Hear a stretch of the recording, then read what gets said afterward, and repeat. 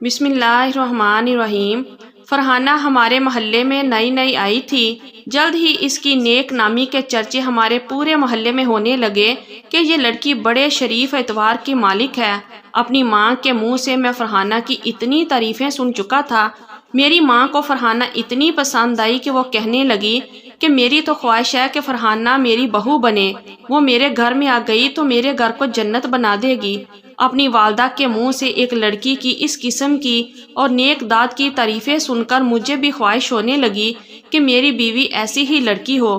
میری والدہ نے فرحانہ کے والدین سے میرے لیے فرحانہ کا رشتہ مانگا تو انہوں نے رضامندی دے دی۔ میں بہت خوش تھا۔ میری خواہش تھی کہ میں اسے ایک نظر دیکھوں، لیکن جب میں نے اپنی خواہش اپنی والدہ کے سامنے رکھی تو میری والدہ کہنے لگی کہ وہ بہت با پردہ لڑکی ہے، اس کے گھر والے بھی مذہبی قسم کے ہیں، تصویر مانگنے پر بھی کہیں اعتراض نہ کر دے۔ میں تو ٹھنڈی آہ بھرتا رہ گیا۔ 3 ماہ بعد شادی تھی اور ان 3 ماہ میں جانتا تھا کہ فرحانہ کی ایک جھلک بھی دیکھنا مجھے نصیب نہیں ہوگی۔ جیسے جیسے وقت گزر رہا تھا میری بے تابیاں فرحانہ کے لیے بڑھتی جا رہی تھی۔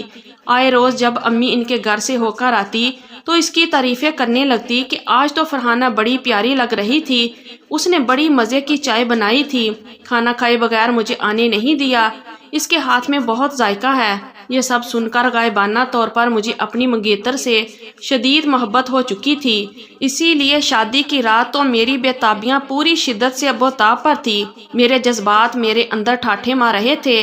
شادی حال بھی میرے سسرال والوں نے ایسا ارینج کیا تھا کہ خواتین کا الگ انتظام تھا اور مردوں کا الگ۔ رخصتی تک میں نے اپنی بیوی کو نہیں دیکھا۔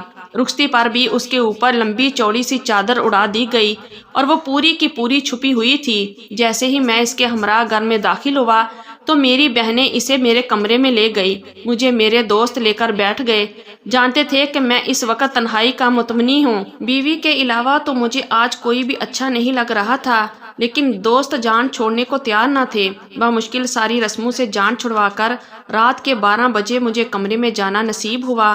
کمرے میں داخل ہوا تو گلاب اور کلیوں کی مسحور کن خوشبو نے میرا استقبال کیا۔ بیڈ پر بیٹھی میری دلہن میری آمد پر سمٹ کر بیٹھی۔ پہلی نظر اس کے سفید دودیا پاؤں پر پڑی، جس پر لگی مہندی نے میرے دل کو دڑکا کے رکھ دیا۔ دوسری نظر میری اس کے خوبصورت مومی ہاتھوں پر پڑی، جن پر سرخ رنگ کی چوڑیاں، ہاتھوں پر لگی مہندی کے نقش و نگار اور اس کے ہاتھوں کی خوبصورتی کو اور بھی بڑھا رہی تھی۔ بس چہرہ ابھی تک گھونگھٹ میں چھپا تھا۔ میں دھیرے سے قدم اٹھاتا ہوا اس کی جانب بڑھا تھا۔ اس وقت میرا دل، میری دھڑکن میرے اختیار سے باہر تھی۔ خود بخود میرے چہرے پر دل فریب سی مسکان آ گئی۔ 3 ماہ میں نے بس فرحانہ کے تصور ہی تو باندھے تھے، ابھی تک دیکھا نہیں تھا۔ میں اس کے پاس آ کر بیٹھ گیا، لیکن میرے بیٹھتے ہی وہ اچھل کر کچھ پیچھے ہٹی۔ مجھے اس کی حرکت پر حیرت ہوئی، لیکن شاید وہ گھبرائی ہوئی تھی۔ میں نے گھونگھٹ اٹھایا تو وہ بے حد خوبصورت تھی، میرے تصور سے بھی بڑھ کر، لیکن اس سے زیادہ وہ نروس لگ رہی تھی۔ ویسے تو آج کل کے دور کی لڑکیاں اتنا زیادہ شرماتی نہیں ہیں، لیکن فرحانہ جیسی لڑکی سے میں یہ امید رکھ سکتا تھا، کیونکہ اپنی والدہ کے منہ سے جو تعریفیں میں نے اس کی سنی تھی ان میں شرم و حیا کا ہونا بھی شامل تھا۔ میں نے جیسے ہی اس کے ہاتھ کو اپنے ہاتھ میں لیا تو وہ برف کی مانند ٹھنڈا تھا۔ اس سے پہلے کہ میں اسے رونمائی کی انگوٹھی پہناتا، وہ اپنا ہاتھ میرے ہاتھ سے آہستہ سے کھینچنے لگی۔ میں نے کہا، تم میرے تصور سے زیادہ حسین ہو۔ 3 ماہ میں نے تمہیں بنا دیکھے بڑی مشکل سے گزارے ہیں۔ میں نے اپنی بے تابیوں کا ذکر فرحانہ سے کرنا شروع کر دیا، لیکن جیسے جیسے میں اس کی تعریف کر رہا تھا اور اپنی محبت کا اظہار کر رہا تھا، بجائے کہ اس کے کہ وہ خوش ہوتی یا شرماتی، وہ گھبرا رہی تھی۔ اس کے چہرے کی رنگت مجھے میک اپ میں بھی پھیکی پڑتی ہوئی نظر آ رہی تھی۔ اس کا تنفس بڑی تیزی سے چل رہا تھا۔ میں اس کی اس کیفیت کو سمجھ نہیں پا رہا تھا کہ آخر اس کے ساتھ مسئلہ کیا ہے۔ ایسی بھی کیا جھجک لڑکیاں تو اس رات کے بہت سے خواب سجائے پیا کے آنگن میں قدم رکھتی ہیں۔ میری خواہش تھی اپنی بیوی کا زیور میں اپنے ہاتھوں سے اتارتا، ساتھ ساتھ اس کی تعریفیں بھی کرتا جاتا، لیکن جیسے ہی میں نے اس کے ماتھے پر لگے جھومر کی طرف ہاتھ بڑھایا تو اس نے فوراً سے میرا ہاتھ جھٹک دیا، کہنے لگی، میں خود اتار لوں گی۔ مجھے اس کا رویہ کچھ عجیب و غریب سا لگ رہا تھا۔ میں نے کہا، نہیں فرحانہ، میری خواہش ہے کہ یہ کام میں کروں۔ آج کے دن تو تمہاری خدمت میں اپنے ہاتھوں سے کرنا چاہتا ہوں، پھر ساری زندگی تم نے ہی تو میری خدمت کرنی ہے۔ بجائے کہ میری بات پر خوش ہونے کے اس کی آنکھوں سے آنسو بہنے لگے۔ میں نے وجہ پوچھی تو کہنے لگی بس اپنے گھر سے جدا ہونے کا غم ہے۔ بہرحال پہلی رات کی جھجک فرحانہ میں کچھ زیادہ ہی تھی، لیکن میری وہ رات بے حد حسین گزری تھی۔ میں گہری نیند سو رہا تھا جب مجھے سسکیوں کی آواز سنائی دی۔ ایک دم میری آنکھ کھلی۔ نیند کا میں شروع سے ہی کچا تھا، ذرا سی آہٹ پر میری آنکھ کھل جایا کرتی تھی۔ نیند کی غنودگی میں نے بامشکل آنکھیں کھولی، کچھ بھی دکھائی نہیں دے رہا تھا، لیکن سسکیوں کی آوازیں بتریچ مجھے اپنے کانوں میں سنائی دے رہی تھی۔ میں اٹھ بیٹھا، لیکن جیسے ہی اٹھا سامنے فرحانہ جائے نماز بچھائے دہائیاں انداز میں ہاتھ اٹھائے رو رہی تھی۔ اس اندھیرے میں مجھے اس کا سفید دوپٹے میں لپٹا ہوا وجود دیکھ کر اندازہ ہو گیا تھا کہ وہ نماز پڑھ رہی ہیں، لیکن جیسے ہی کھڑکی کے باہر میری نظر گئی، باہر تو گپ اندھیرا تھا، فرحانہ سسکیوں سے رو رہی تھی۔ میں نے موبائل اٹھا کر دیکھا تو رات کے 3 بج رہے تھے۔ فجر کی اذان تو 5:30 بجے شروع ہوتی تھی۔ اس وقت وہ کیا پڑھ رہی تھی؟ پھر میرے ذہن میں خیال آیا کہ شاید وہ اس وقت تہجد پڑھ رہی ہوگی۔ میرے دل میں فرحانہ کی عزت اور بھی بڑھ گئی۔ وہ 5 وقت کی نمازیں نہیں بلکہ تہجد گزار بھی تھی۔ چلو نماز پڑھنا تو مجھے سمجھ میں آتا تھا، لیکن سسکیوں سے رونا میری عقل سے باہر تھا۔ اسے تو شکرانے کے نفل ادا کرنے چاہیے تھا، خوش ہونا چاہیے تھا۔ اس کی زندگی کی بہترین ابتدا ہوئی تھی، لیکن وہ رو رہی تھی۔ وہ کیوں رو رہی تھی؟ اس کی سسکیوں نے مجھے پریشان کیا تھا۔ میں اٹھ کر بیٹھ گیا، تکیہ درست کیا۔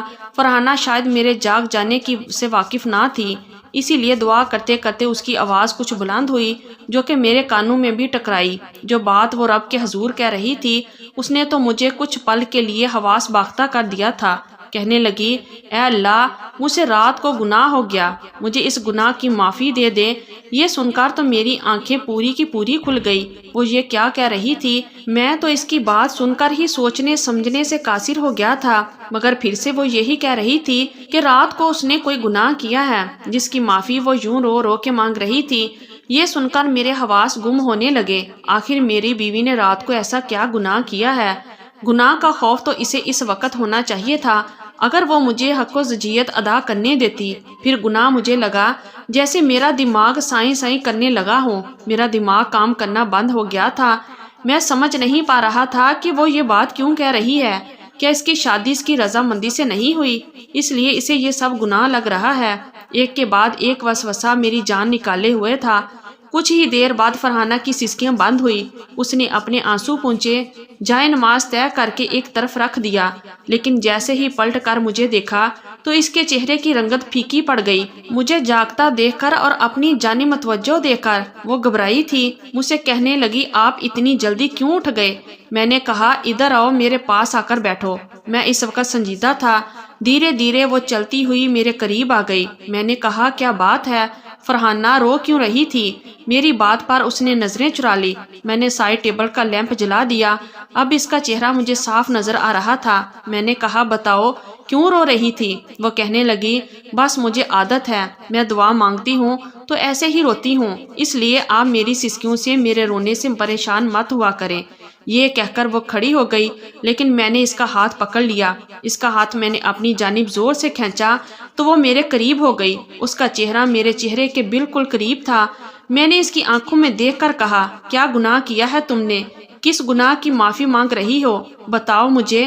میری بات پر تو جیسے اس کی جان نکل گئی۔ میرا لہجہ اس وقت سخت تھا۔ جو بات میرے کانوں نے سنی تھی وہ کوئی چھوٹی بات تو نہ تھی۔ کس گناہ کی بات کر رہی تھی؟ اس نے اپنا ہاتھ میرے ہاتھ سے کھینچ کر پیچھے کیا۔ کہنے لگی، آپ کو سننے میں کوئی غلطی ہوئی ہے، میں نے ایسا کچھ نہیں کہا۔ یہ کہہ کر اس نے تکیہ اٹھایا اور صوفے پر جا کر لیٹ گئی۔ مجھے اس کی اس حرکت سے اور بھی غصہ آنے لگا۔ میں نے کہا، فرحانہ، یہ کیا بدتمیزی ہے؟ ادھر آؤ، میرے پاس آ کر لیٹو۔ وہ کہنے لگی، مجھے نیند آ رہی ہے، میں سونا چاہتی ہوں۔ لیکن میں نے کہا کہ میرا ایسا کوئی ارادہ نہیں ہے، نہ تو مجھے نیند آ رہی ہے اور نہ میں سونا چاہتا ہوں اور نہ میں تمہیں سونے دوں گا۔ جلدی سے ادھر آؤ، میں تمہارا شوہر ہوں اور میرا حکم ماننا تم پر فرض ہے۔ اور مجھے اس وقت اس کی اس ادا پر بھی پیار آ رہا تھا۔ میری یہ بات سن کر وہ میرا ارادہ سمجھ گئی تھی۔ میری بات کو سمجھتے ہی اس کے چہرے کی رنگت پھر سے پھیکی پڑنے لگی۔ بار بار وہ اپنی انگلیاں چٹک رہی تھی، جیسے سمجھ نہ پا رہی ہو کہ اسے کیا کرنا چاہیے۔ میں بیڈ سے اٹھا، تیز قدم اٹھاتا ہوا صوفے تک پہنچا، اسے بازو سے پکڑا اور اپنے ساتھ بیڈ پر لے آیا۔ جیسے ہی میں اس کے قریب ہونے لگا وہ مجھ سے کترانے لگی، لیکن مجھے کہاں پرواہ تھی۔ شادی کے شروع کے دن تھے اور ان دنوں میں تو میاں بیوی کی سنگت بہت ہی اچھی لگتی ہے۔ مجھے لگا کہ وہ دعا میں کچھ اور کہہ رہی ہوگی، میرے ہی سننے میں غلطی ہوئی ہے، لیکن اگلی رات پھر یہی ہوا۔ اس رات کو بھی جیسے ہی میں نے اپنا حق وصول کیا وہ فوراً سے مجھ سے پیچھے ہٹ گئی اور جلدی سے غسل کرنے کے لیے وہ واش روم میں چلی گئی۔ یہ دیکھ کر مجھے بڑا عجیب سا لگا۔ اس کا رویہ میرے ساتھ ایسا تھا جیسے میں اس کے ساتھ زبردستی کر رہا ہوں اور وہ بے بس ہے، مجبور ہے، جیسے کہ اس رشتے میں اس کی اپنی کوئی بھی رضامندی شامل نہیں ہے۔ یہ بات ایک مرد ہوتے ہوئے مجھے کھٹکنے لگی تھی۔ ایک بار تو میں نے اس کی آنکھوں سے بہتے آنسو دیکھے تھے، وہ مسلسل میری قربت سے گھبرا رہی تھی، اور یہ شرمانا نہیں تھا، یہ تو کچھ اور ہی تھا۔ ایک دم میں اسے پیچھے ہٹ گیا۔ مجھے اس پر غصہ بھی آنے لگا کیونکہ میری محبت کا جواب ابھی تک اس نے مجھ سے محبت سے نہیں دیا تھا۔ جب بھی میں قریب آنے کی کوشش کرتا ایک اکتاہٹ اس پر سوار ہوتی تھی، مجھ سے کترانا، گھبرانا، خود کو مجھ سے پیچھے کرنا، سارا وقت وہ اسی میں گزار دیتی تھی۔ کبھی کبھی مجھے لگتا ہے جیسے وہ کسی اذیت سے گزر رہی ہے۔ کیا میرا رشتہ اس کے لیے اذیت تھا؟ اگر تھا تو کیوں ایک مرد سب کچھ برداشت کر سکتا ہے لیکن اپنی بیوی کا ایسا رویہ ہرگز نہیں۔ میں فوراً سے بیڈ سے اٹھ کر صوفے پر جا کر لیٹ گیا۔ مجھے محبت کے بدلے فرحانہ سے محبت چاہیے تھی، نہ کہ اکتاہٹ۔ پوری رات مجھے نیند نہیں آئی، میں یہی سوچتا رہا کہ آخر فرحانہ کے ساتھ مسئلہ کیا ہے۔ پورا ایک ہفتہ میں دوبارہ فرحانہ کے پاس نہیں آیا اور اس نے مجھے ایک بار بھی منانے کی کوشش نہیں کی۔ ہر روز وہ رات کو روتی رہتی، نہ جانے کس گناہ کی معافی مانگتی رہتی۔ اب تو میری برداشت جیسے جواب دینے لگی تھی۔ ایک بار وہ جائے نماز پر رو رہی تھی، میں اس کے پاس اٹھ کر جائے نماز پر آ گیا۔ میں نے سوچا کہ اس وقت وہ وضو کی حالت میں ہے، وہ جائے نماز پر ہے، اس لیے مجھ سے جھوٹ نہیں بولے گی، کیونکہ جب بھی میں اس کے رونے کی وجہ پوچھتا تو وہ ٹال جاتی تھی۔ میں نے کہا، مجھے بتاؤ تم کس چیز کی توبہ مانگتی ہو؟ جب بھی میں تم سے پوچھتا ہوں تو تم بات کو ٹال جاتی ہو، لیکن آج تم جائے نماز پر بیٹھی ہو، مجھے سچ سچ بتاؤ کیوں روتی ہو تم؟ وہ کہنے لگی، میں نے زنا کیا ہے۔ یہ سن کر مجھے فرحانہ پر جتنا بھی غصہ آتا کم تھا۔ میں نے کہا کہ کس سے زنا کیا ہے؟ وہ کہنے لگی، آپ سے۔ وہ اس وقت مجھے دیکھ نہیں رہی تھی، اپنے ہاتھوں کو دیکھ رہی تھی۔ لگ رہا تھا جیسے وہ کسی اور ہی ٹرانس میں تھی، بس روئے جا رہی تھی۔ پھر سامنے جائے نماز پر دیکھتے ہوئے کہنے لگی، اے اللہ، میں نے اپنے شوہر سے زنا کیا ہے، میں پاک نہیں ہوں، میں ناپاک ہو چکی ہوں، اے اللہ تو مجھے پاک کر دے۔ اس کی یہ بات سن کر میں نے اسے حیرت سے دیکھا۔ مجھے لگ رہا تھا جیسے وہ اپنے ہوش و حواس میں نہیں ہے۔ جو کچھ اس نے کہا تھا میرے لیے کسی دھماکے سے کم نہیں تھا۔ کیا وہ پاگل تھی جو شوہر کے ساتھ جائز رشتہ جوڑنے کو زنا جیسے کبیرہ گناہ کا نام دے رہی تھی؟ میں نے فرحانہ کو بازو سے پکڑ کے جھنجھوڑ کے رکھ دیا۔ میں نے کہا، بتاؤ کب زنا کیا ہے تم نے مجھ سے؟ میرے اندر تو جیسے آگ سی لگ گئی، لیکن شاید وہ اپنے ویژن سے اب باہر آ گئی تھی۔ مجھے غصے میں دیکھ کر گھبرائی۔ میں نے کہا، تم ہوش میں تو ہو؟ میں تمہارا شوہر ہوں، ہمارے بیچ میں قائم ہونے والا رشتہ ہر طرح سے جائز ہے، تم کیوں اسے زنا کا نام دے رہی ہو؟ میری بات سن کر وہ جائے نماز سے کھڑی ہو گئی، کہنے لگی، آپ میرے پاس مت آیا کریں، مجھے اپنا وجود گناہگار لگتا ہے، مجھے خود سے نفرت ہونے لگتی ہے، پلیز مجھ سے دور رہا کریں۔ وہ روئے جا رہی تھی، میرے سامنے ہاتھ جوڑے وہ بڑی عجیب و غریب قسم کی باتیں کر رہی تھی۔ میں اسے وہیں چھوڑ کر کمرے سے باہر نکل آیا، لاؤنج میں جا کر بیٹھ گیا۔ میرا سر چکرانے لگا تھا کہ کیسے وہ ہمارے رشتے پر گناہ کا ٹھپا لگا سکتی تھی۔ اتنی ناسمجھ تو وہ نہیں تھی، نہ ہی کم عمر تھی۔ پھر یہ سب کیا تھا؟ مجھے یوں بیٹھا دیکھ کر میری والدہ جو اپنے کمرے سے تہجد کے لیے باہر نکلی تھی، مجھے دیکھ کر ٹھٹک گئی۔ پھر کہنے لگی، تم یہاں کیا کر رہے ہو؟ میں نے کہا، اپنی قسمت کو رو رہا ہوں۔ یہ سن کر میری والدہ میرے پاس بیٹھ گئی، مجھ سے وجہ پوچھنے لگی کہ آخر مسئلہ کیا ہے۔ میں نے ساری بات امی کو بتائی۔ وہ کہنے لگی کہ شاید وہ نماز قرآن زیادہ ہی پڑھتی ہے، اسے پاک رہنے کی عادت ہے، اس لیے کہہ دیا ہوگا، لیکن میں جانتا تھا کہ یہ بات نہیں ہے، بات کچھ اور ہے۔ ایک بار میں نے اپنی بیوی کو فون پر بات کرتے ہوئے دیکھا، مگر جیسے ہی میں کمرے میں داخل ہوا اس نے فوراً سے فون بند کر دیا۔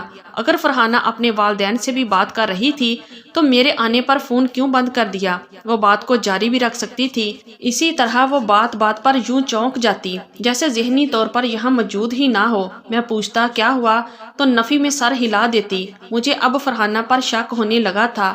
اب وہ آئے روز یہی کیے جانے لگی۔ جب میکے سے واپس آتی تو آنکھیں رو رو کے سوجی ہوئی ہوتی اور وجہ وہ بتاتی نہیں تھی۔ ایک بار میں نے فرحانہ کو ایک لڑکے کے ساتھ دیکھا۔ میں کسی دوست سے ملنے ہوٹل میں گیا تھا جہاں میں نے فرحانہ کو ایک لڑکے کے ساتھ ایک کمرے میں جاتے ہوئے دیکھا۔ یہ دیکھ کر میں سانس لینا بھول گیا۔ میری بیوی کسی غیر کے ساتھ کیسے کسی کمرے میں جا سکتی ہے؟ میرا تو جی چاہا کہ دروازہ زور سے بجا دوں، لیکن میں اپنی بیوی کا تماشا نہیں لگانا چاہتا تھا، اسی لیے خاموشی سے گھر چلا آیا تو امی کھانا بنا رہی تھی۔ حالانکہ میں جانتا تھا کہ فرحانہ کہاں ہے، لیکن پھر بھی میں نے اپنے والدین سے فرحانہ کے بارے میں پوچھا کہ وہ کہاں ہے۔ کہنے لگی میکے گئی ہے۔ پھر کہنے لگی کہ فرحانہ کی والدہ کی طبیعت شاید ٹھیک نہیں ہے، اسی لیے ملنے گئی ہے۔ کچھ دیر بعد فرحانہ واپس آ گئی۔ ابھی بھی اس کی آنکھیں محترم تھی۔ میری والدہ نے اس سے پوچھا کہ اس کی والدہ اب کیسی ہے؟ کہنے لگی اب بہتر ہے۔ یہ کہہ کر وہ کمرے میں چلی گئی۔ میں بھی اس کے پیچھے کمرے میں آ گیا، اندر سے دروازہ بند کیا اور فرحانہ سے پوچھنے لگا کہ وہ کہاں سے آ رہی ہیں۔ کہنے لگی میں اپنی امی کے گھر تھی۔ میں نے فرحانہ کے جھوٹ پر چلا کر کہا کہ مجھ سے جھوٹ مت بولو، میں نے تمہیں خود ہوٹل کے کمرے میں ایک غیر مرد کے ساتھ جاتے دیکھا ہے۔ کون تھا وہ شخص؟ میں نے غضب ناک لہجے میں پوچھا تو رونے لگی۔ کہنے لگی وہ لڑکا اس کا شوہر تھا۔ یہ سن کر میرا دماغ چکرا گیا۔ میں نے کہا کیا کہا تم نے؟